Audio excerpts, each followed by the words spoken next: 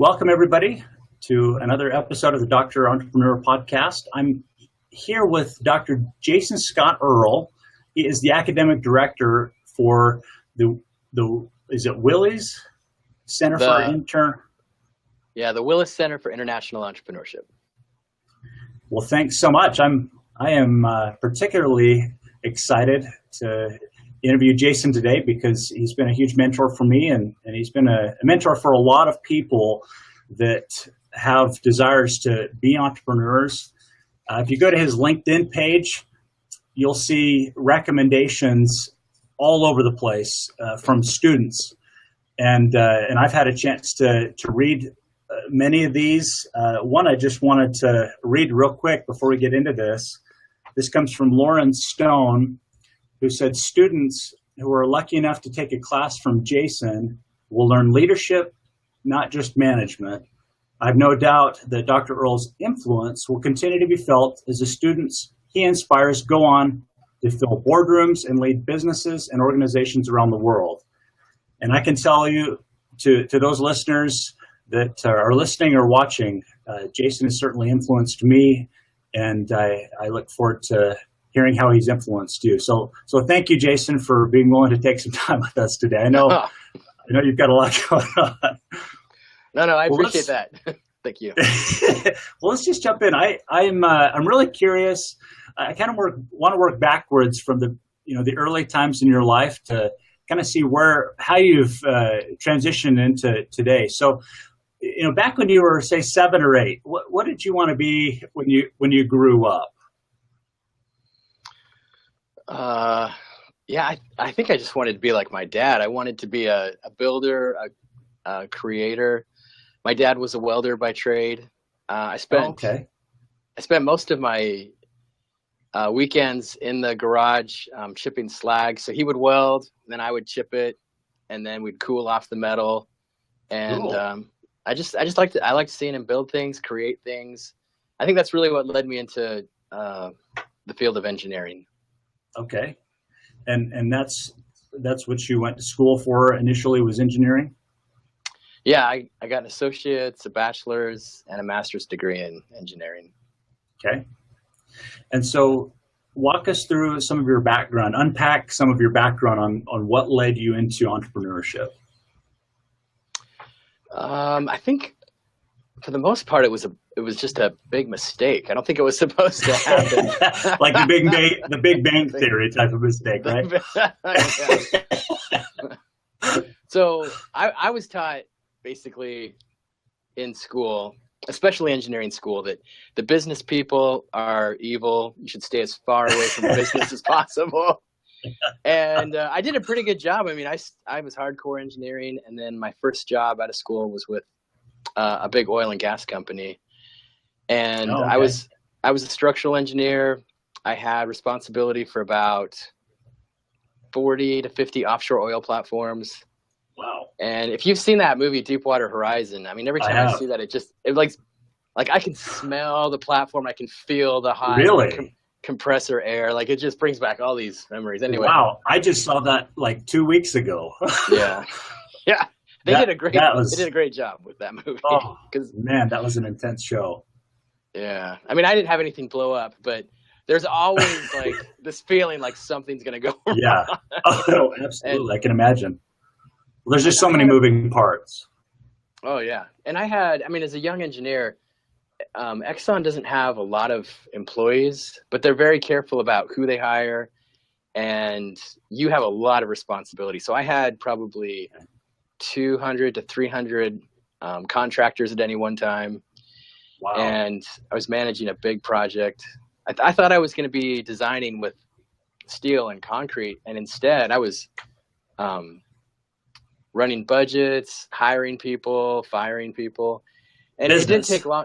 Yeah, it didn't take long for management to figure out that I was a great engineer and I was a terrible business person.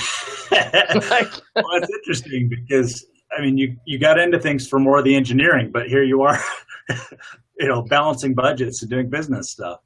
Oh, yeah. And then I'd bring in my my Gantt chart and show, hey, I'm $5 million over budget. My schedule's delayed. And then my boss would pull me aside and say, we really think you should go to assertiveness training, which in Exxon terms, it means you're like this close to getting fired, right? So assertiveness training. What is that? So I went to it. I had training in Texas, and I came back a different person. Like, I fired a whole bunch of contractors. I got a new budget. Kind of got the project back on track, and at the end of the experience, I remember going back in to talk to my boss, who was a great guy, but I just said, Paul, please don't fire me. Like, we got the project done, and everything's finished. I'm sorry that it's late. I'm sorry it's over budget. Yeah. And I'll never forget him saying, he said, Jason, we just spent $30 million training you. Why would we fire you?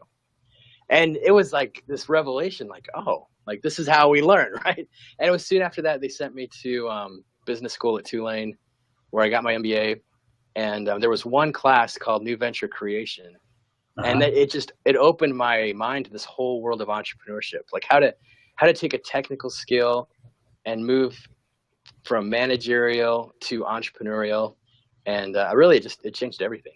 Wow. So can I ask what you felt like that assertiveness course really did for you, that gave you that new vantage point, or whatever it was that, was life-changing at that point? No. Okay.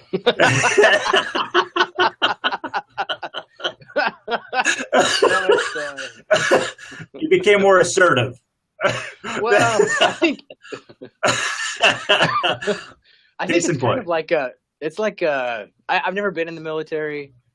I think it was kind of like this base camp experience where you suddenly realize that life is it's not what happens to you. It's what you make of it. And there's lots of ways to describe this, to act and not be acted upon. Yeah. But basically, what it taught us was you're going to lay out a very clear vision for what you want to have happen.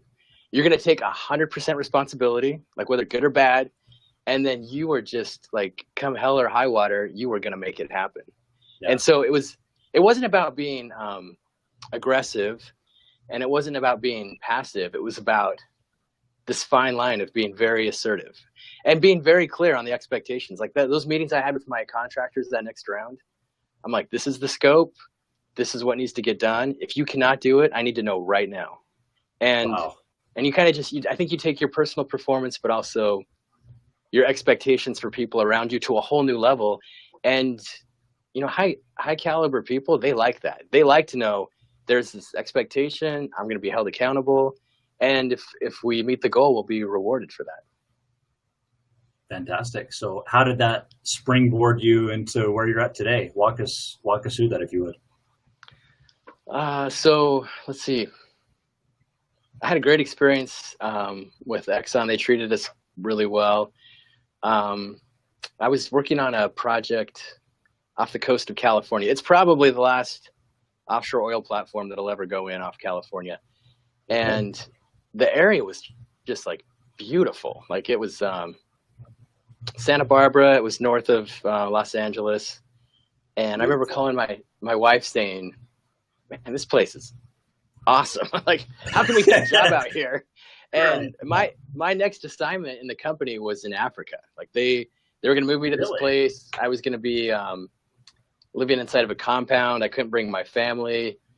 And it became pretty clear that this was like my chance to make a move. So I found a company out there. They were looking for someone with an engineering and finance background. And I joined the company as a finance analyst. And again, it was one of those things where I probably shouldn't have got the job. The MBA opens up all these doors, but the truth is you don't know a lot. You know just enough to get yourself in trouble. So I would agree with that. So after about 3 weeks, the CFO sat me down and said, look, it's pretty clear you don't know anything about accounting, and you know even less about finance. And he said, the one thing I like about you, Jason, is I only have to tell you once, and you get it. He said, so I'm going to school you on corporate finance for the next 6 months. I want you here every Saturday morning at 8 o'clock, and I'm going to teach you finance. And he did. And it was an awesome experience. I mean, it was tough, but we were part of a mergers and acquisitions group. We analyzed, I don't know, I think maybe like 20 different companies. And then over a 5-year period, we acquired about 7 entities. Wow. And you were pretty intimately involved in understanding the finances with all of that. Oh, yeah. By that time, I was the director of strategic planning and finance. And so I had a team of engineers and accountants, and we would value the business. We would go and do the due diligence and then be part of the acquisition. Wow. But I learned one thing. If you live by the acquisition, you'll eventually die by the acquisition. So what does that even mean?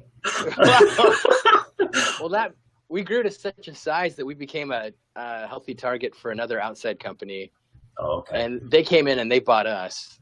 And I can tell you it's a lot more fun to be on the acquiring side than being acquired. So the new management team came in, and what used to be like a really nice, open culture of let's work together and get stuff done. It turned into a very different culture. It was after about 6 months of that, I said, you know what, I can't do this anymore. And they were going to move the headquarters from Santa Barbara to another location. So I think that's where I became the reluctant entrepreneur. I had some opportunities in the area. There was a couple people looking at starting up a company, and I had the right background, and I joined with them. We got financing from an angel investor, and that's when we started up the company. So that's a long way of saying basically that's how I got into entrepreneurship. Okay. Well, I get the Big Bang Theory type of a thing where it's like all of a sudden, a bunch of things came together, and before you knew it, you were owning a business. And what type of business was it? So it was a material science company. So we had an algorithm for designing high strength concrete, and we had a group that basically could go out, show some demo results of mixed designs, and then we could go back to these companies and say, hey, you can save so much per cubic yard by using our mixed designs. And in some cases, if it's really high strength concrete, like what's used for the Freedom Tower in New York, you're close to like 16,000 PSI. We could generate a huge savings for them, and it was a better quality concrete. It was a lower cost. And so we started licensing out the technology to use our mixed designs. And so you licensed it out and then were eventually acquired?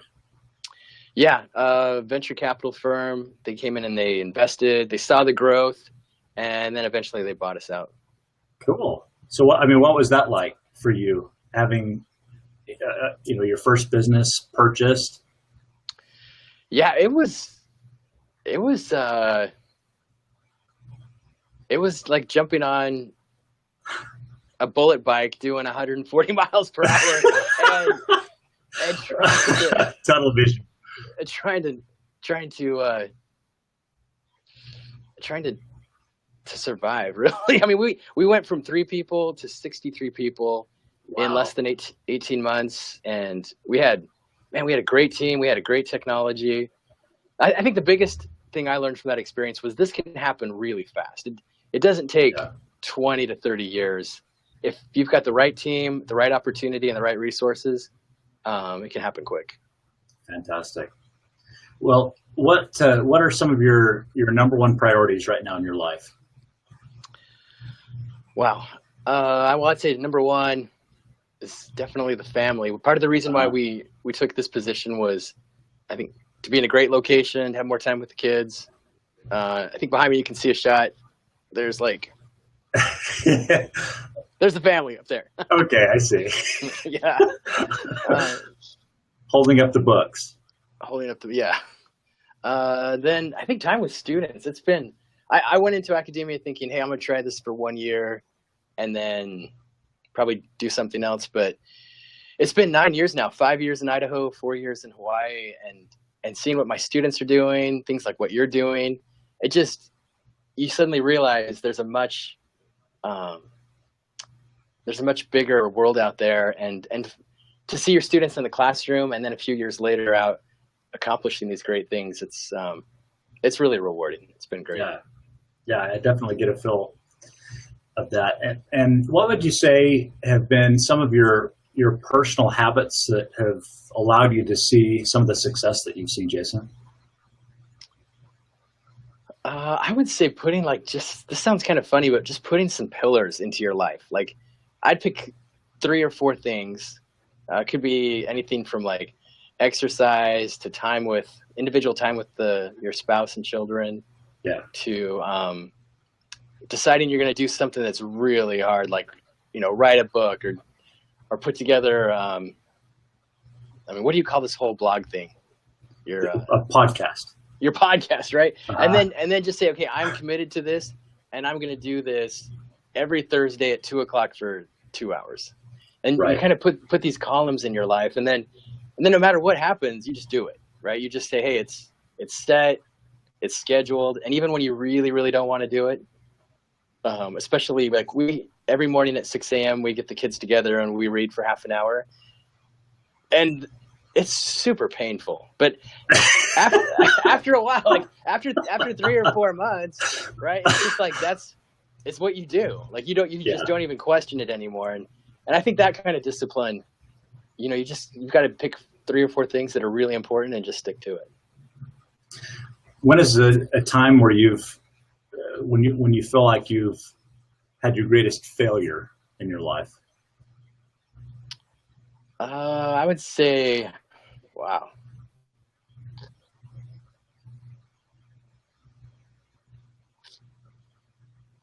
Yeah, I would. I don't know. You want the financial or the personal or the professional? I'm thinking 3 at once. Well, let's since you've kind of talked professional, probably not a good idea to get into family. Well, let's go back to professional. What's a failure that you feel like has been something you learned the most? If it was that time where you took that assertiveness course, fantastic.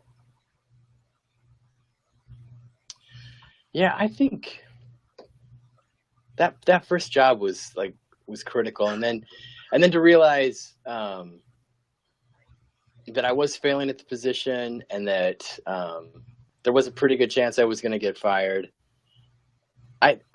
When we teach it in the classroom, we basically call it bailing the water, like in the basement. There's a classic story of the entrepreneur who starts the small. Can you still see me? Yeah. Okay, great.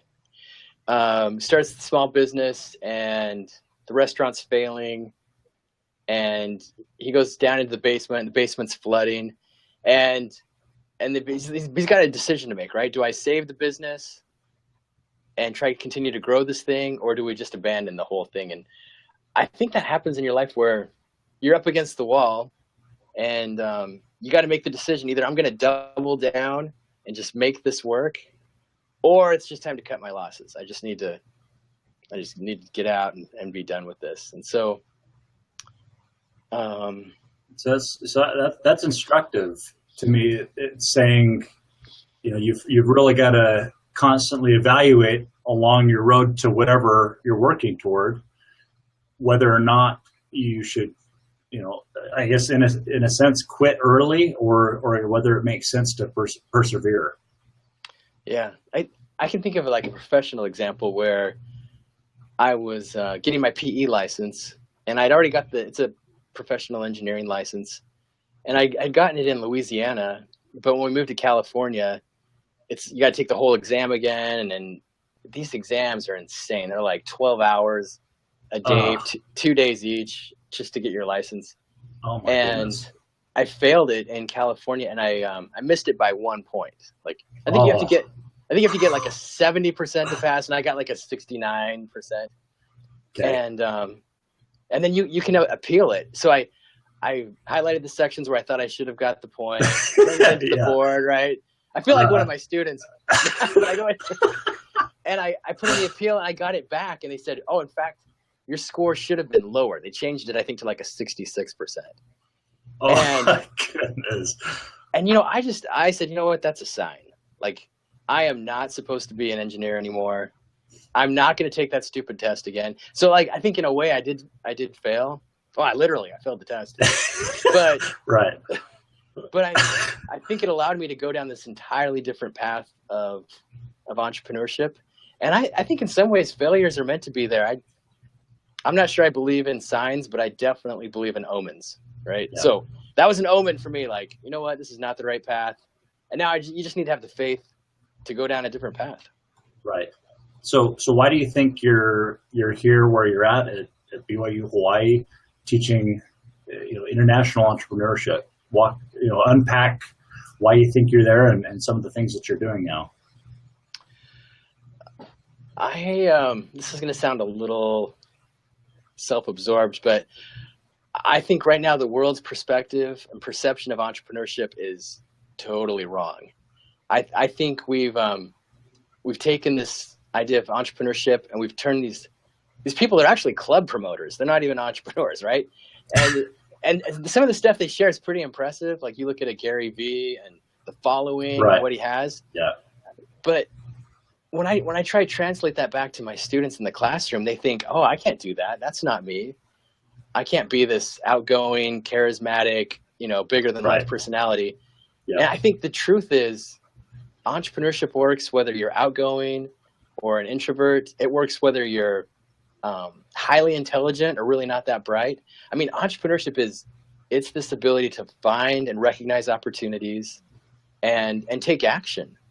And it's not always glamorous. Often it's found in pretty like unglamorous places, but it's a skill. It can be learned. It's not that you're born with it. You can learn it. And once you have it, there is no stopping you, right? Because every failure is something you're going to learn from, reapply, and you're going to do even better the next time.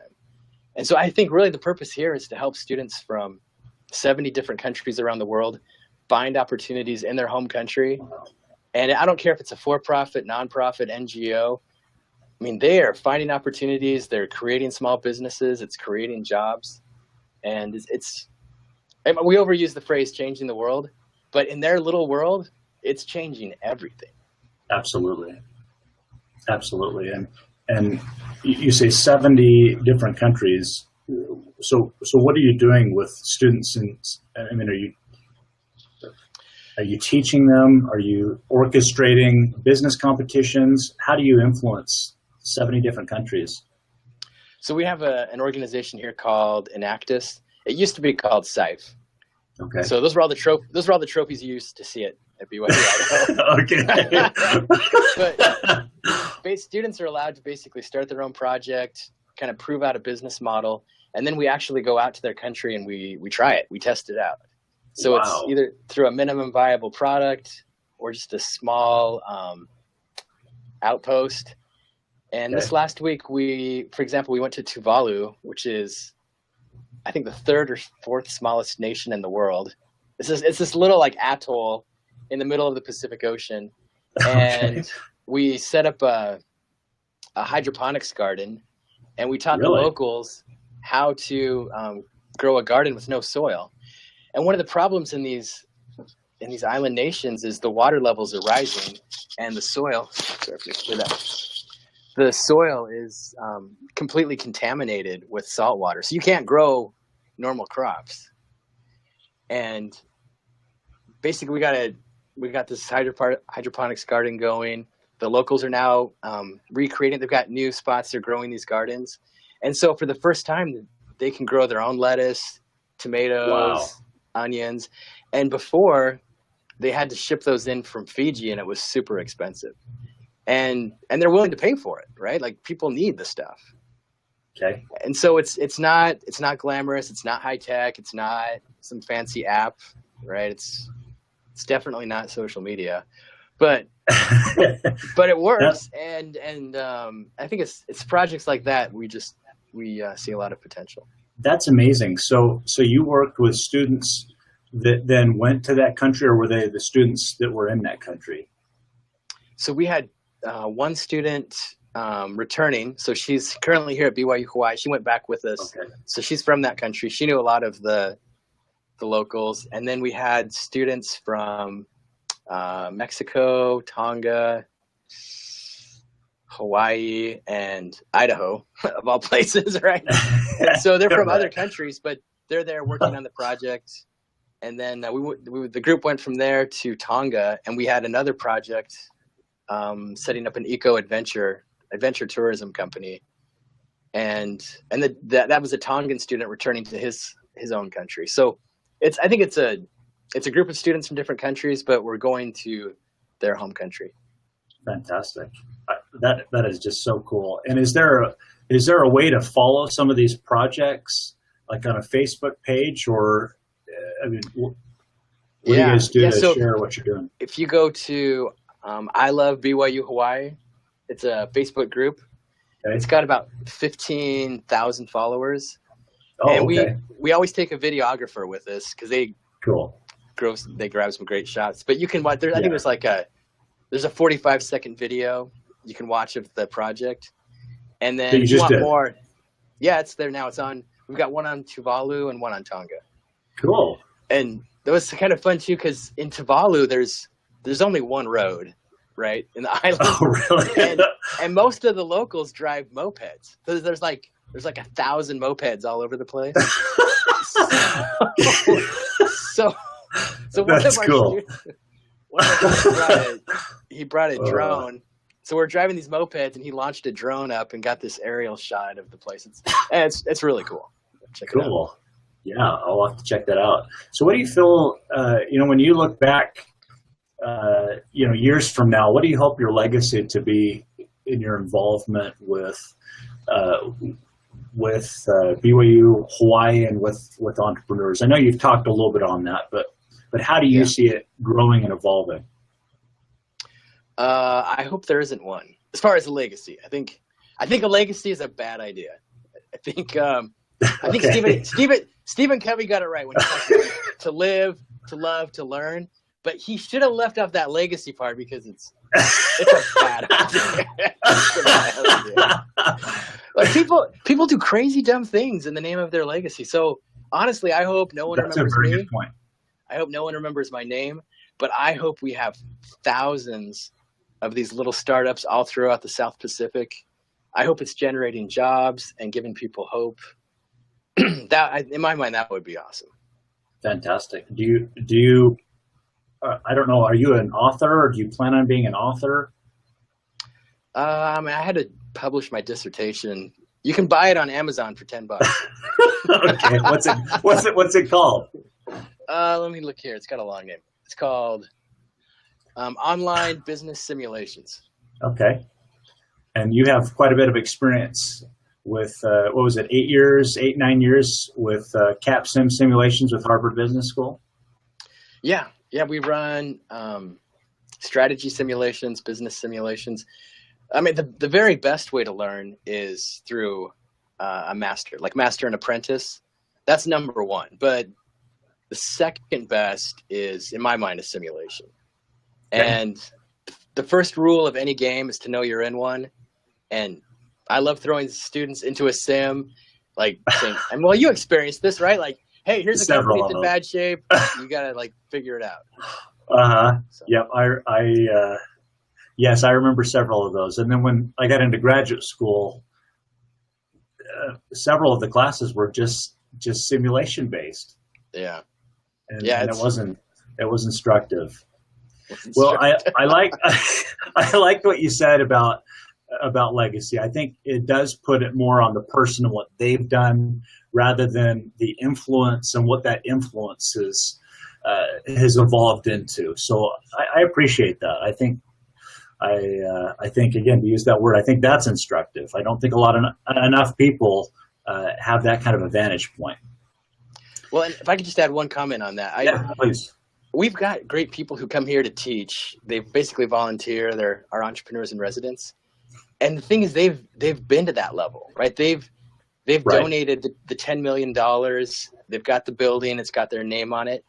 But if you get them in a quiet moment, they're like, it's like, it doesn't mean that much. But you put them in a classroom, you give them 12 students to work with. Yeah. That means like 1,000 times more to them than some legacy thing with their name on it. So I wish more people could get that perspective rather than spend an entire life trying to get to that point and then suddenly realize, wow, I got 6 bricks, with my name on it. Like, sure. Yeah, exactly. Yeah, I think that's well said. Well, going back to that island, let's say you were stranded on this island and, it was the last day for you to live and you had a little bottle and you had a little piece of paper and you could write 3 truths that you felt were absolute truths to being successful and fulfilled in your life. What would those 3 truths be? Wow. Do you plan these questions out before? That's pretty easy. I think about these things. You think about these things. Well, I don't know how many people are going to see this, but I'll just say it. People need to think of their life as a simulation, right? I would put truth number 1, your life is being simulated, right? I don't know if you took the red pill or the blue pill, but there's going to come a point where you're going to see all of your decisions. You're going to see the consequences of all those decisions. And worse yet, I'm pretty sure you're going to see what had happened if you'd chosen differently.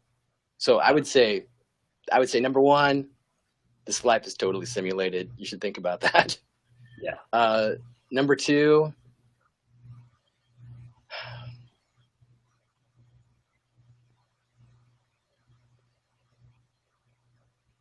I think who you care about, like who really matters to you,